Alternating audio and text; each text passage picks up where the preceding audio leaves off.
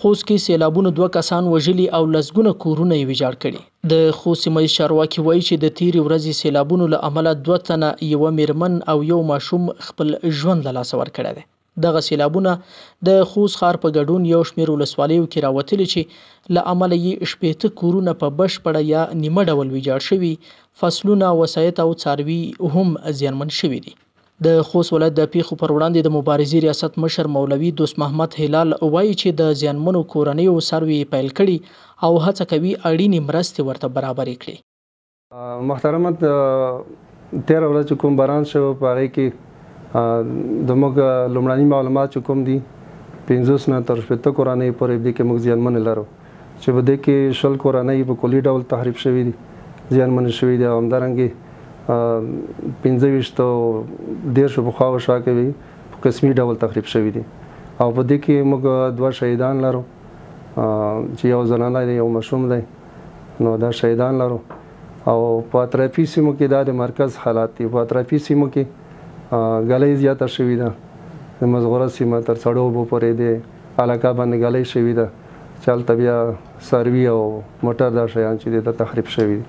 بله موږ کوشش کوو انشاءالله چې هغوی ته مرسته ورسوو. دا څاروي چې تکمیل شي هغې نه وروسته موږ د مؤسساتو سره هماهنګي لرو، هغې سره غونډه لرو. نو هغې نه وروسته ټیمونه ساحې ته بعضې لاړ شوي دي، بعضې اوس روان دي. نو چې کله څاروي تکمیل شي خپل امکاناتو طبقاتو انشاءالله هغې سره موږ مکمل کومک کوو. محمد نسیم چې د سیلاب له امله یې د کورنۍ 2 غړي له لاسه ورکړي وایي هڅه یې وکړه د اوبو مخه ونیسي، خو د کور دیوالونه یې راونړېدل او سیلاب یې هر څه په مخه کړل.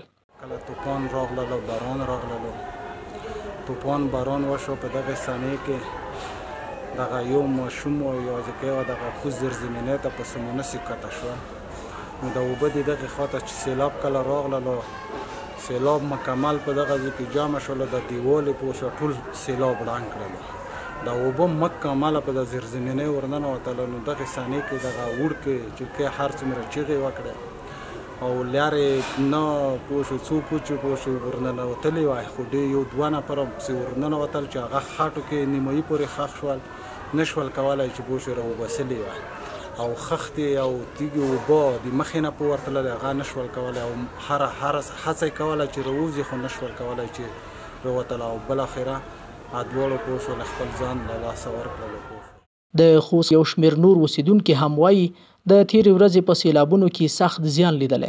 د دوی په خبره د کور ټول وسایل یې سیلابونو وړي او دوی اوس د مرستې په تمه دي. دغه د موږ کور ده، داسې اول ګډ وډ دي، دا ټول سامانونه دي، دا کور دي، داسې حالات خراب دي. ځاني تاوان نه راځي خو مالي تاوان ډېر رسېدلی دي. کورونه ټول خراب دي، اوبونه ډک دي. تاسو کولی شئ چې موږ سره لږ مرسته وکړئ، لږ هغه وکړئ، خدای مهربان ده.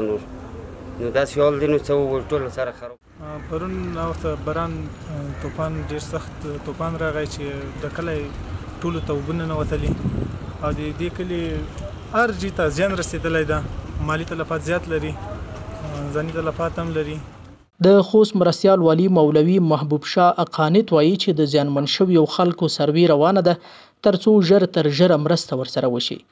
نوموړي له خیریه بنسټونو هم غوښتنه کړې چې له زیانمنو کورنیو سره مرسته وکړي. پژواک خبری آژانس د پیښو ریښتینې هنداره